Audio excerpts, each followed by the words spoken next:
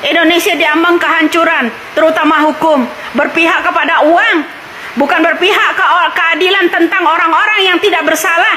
Bukan, uang segala-galanya untuk menjebloskan orang. Apalagi ada orang yang membelanya melalui media sosial semua.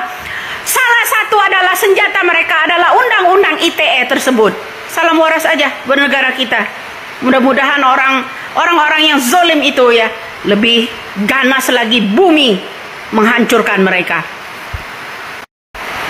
Saya tuh ya benar-benar kecewa dengan keputusan Mahkamah Agung tentang penolakan PK1 mengenai 7 tersangka termasuk Sudirman. Dengan alasan masih ada kurang 19 berapa katanya. Kalau saya pribadi ya, khususnya untuk Rudiana dan kawan-kawan, terkutuklah kalian semua. Lagi pula andil dari pemerintah ini 2 periode Jokowi nggak kelar-kelar tuh kasus sampai sekarang. Apakah pemerintah saat ini juga, pemimpin yang baru ini juga akan buta tentang kasus ini, akan tuli dengan kasus ini, dengan 7 tersangka yang tidak bersalah dipenjarakan seumur hidup, kemudian PK diajukan, semuanya ditolak dengan alasan masih ada yang belum terlengkapi. Aduh, beginikah hukum negara kita bisa dijual beli? Benar kata yang di lagu Gayus Tambunan itu, ya, seperti yang kata lagu, hukuman bisa dibeli, ya, agar andai aku ini Gayus Tambunan. Nah sekarang ini nggak hanya itu aja, ya, kasus yang namanya masalah Rudiana yang memvonis orang-orang ini yang bukan fasilitasnya menangkap orang-orang ini.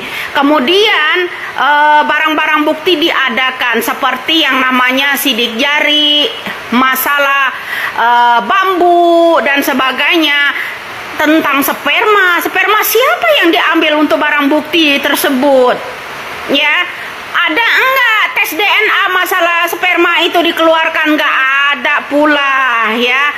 Untuk penegak hukum di Indonesia, hanya saja saya berkata hari ini terlaknat semua kalian, ya, mengenai zolimnya kalian kepada orang-orang yang tidak bersalah, ya, kepada orang-orang yang menggenggam hukum ya saat ini, ya, untuk penolakan PK1 mengenai 7 tersangka yang tidak bersalah dijadikan seumur hidup penjara. Mudah-mudahan ya kamu dan kawan-kawan di sana, khususnya saya pribadi, saya benar-benar marah loh, murka semua kalian. Ya, murka, benar-benar murka kalian yang menggenggam hukum, jual beli hukum di sana, termasuk jaksa, termasuk mahkamah yang memutuskan tersebut, penolakan tentang PK1 tersebut. Selama ini saya masih mengamati, diam. Tapi hari ini dengan keputusan kalian ya mengenai 7 tersangka tersebut, orang-orang yang tidak bersalah dijadikan penjara seumur hidup.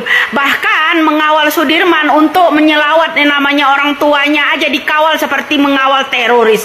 Sangat-sangat berlebihan. Di mana letak hukum negara kita? Di mana letak nurani orang-orang penegak hukum di negara kita ini? Sementara dulu yang teriak paling utama itu adalah Hotman Paris, orang yang senior di negara kita ini, katanya orang yang paling hebat pengacara di negara kita ini. Masa kalian membela yang namanya orang yang bersalah? Orang yang tidak bersalah tetap kalian jebloskan, nonton aja gitu, ya. Nah, untuk oknum-oknum, ya, saya hanya mengutuk kalian aja. Terkutuklah 7 keturunan kalian itu, ya. Sampai di sana. Mudah-mudahan kalian semuanya digulung air, digulung angin. Itu benar-benar nurani saya benar-benar marah tentang kasus ini, ya. Tidak ada kelar-kelarnya. Selama ini banyak orang yang bertanya, kemana kasus Pina, kemana kasus Pina? Kasus Pina ini orang udah pontang-panting. Ya, beberapa pengacara tim kuasa hukum 7 tersangka yang tidak bersalah itu, ya, berjuang mati-matian tetap ditolak. Uang adalah segala-galanya buat kalian. Iya dah. Pertanyaan saya, 2 periode Bapak Jokowi mengurus tentang kasus ini tidak pernah kelar. Ya apakah presiden yang sekarang ini tetap akan buta dengan hukum yang seperti itu, yang menyatut ya kemanusiaan nyawa seseorang? 7 tersangka loh. Ya 7 tersangka. Akankah saya bunyi lagi? Kemudian kalian bilang itu undang-undang ITE lagi. Kemudian kalian akan tangkap saya. Begitu.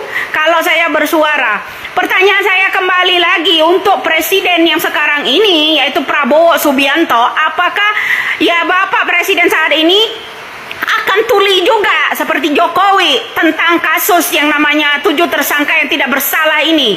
Apakah Anda juga akan buta melihat keadaan 7 tersangka seperti itu, diam 1000 bahasa? Ada apa ini? Penjualan atau bisniskah tentang narkoba? Atau bisnis tentang sesuatu yang menguntungkan kalian sehingga 7 tersangka yang tidak bersalah diadakan barang bukti, bukan berdasarkan barang bukti murni, diadakan seperti kasus yang namanya kasus anak remaja yang di Semarang kemarin. Mana mungkin anak remaja itu bisa menyimpan celuri, bisa menyimpan yang namanya samurai di dalam tasnya. Setelah mereka meninggal di dormati, kemudian muncul barang bukti. Semua diadakan. Mudah-mudahan dengan doa saya hari ini ya, saya benar-benar ya mengutuk orang-orang tersebut ya, murka semua keluarganya. Ya murkalah semua keluarganya.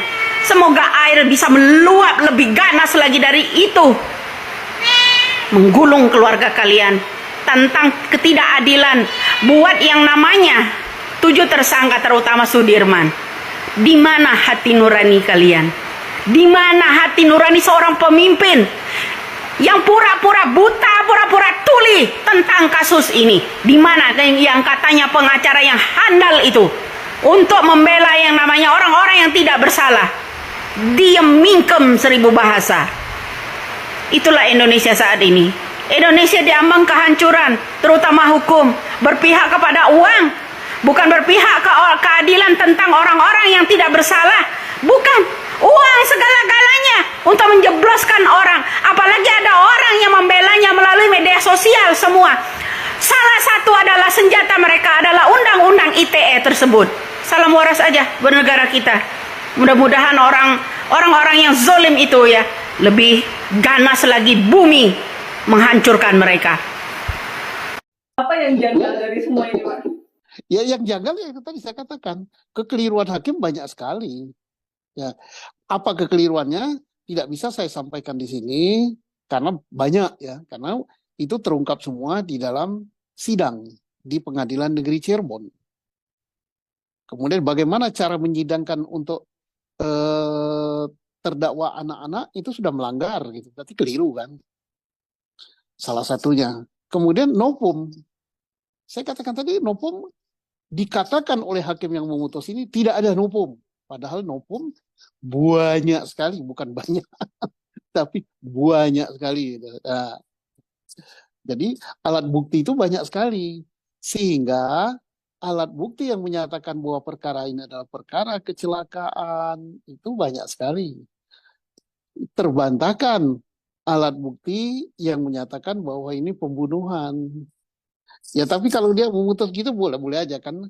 Soal ini kan dia bertanggung jawab kepada Allah Subhanahu wa taala atas putusannya yang memenjarakan orang seumur hidup gitu ya. Seumur hidup loh.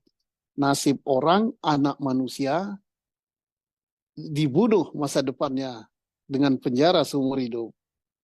Allah loh yang ngasihkan. Tapi bebas-bebas saja, dia bertanggung jawabnya pada Allah kan, bukan bertanggung jawab pada kita. Ya silakan, itu tanggung jawab masing-masing. Ya. Masih adakah upaya hukum yang bisa dilakukan para terpidana ini, Pak? Kita berharap ya para penegak hukum ya, advokat untuk tidak bosan ya, tidak jemu di dalam membela kebenaran dan keadilan.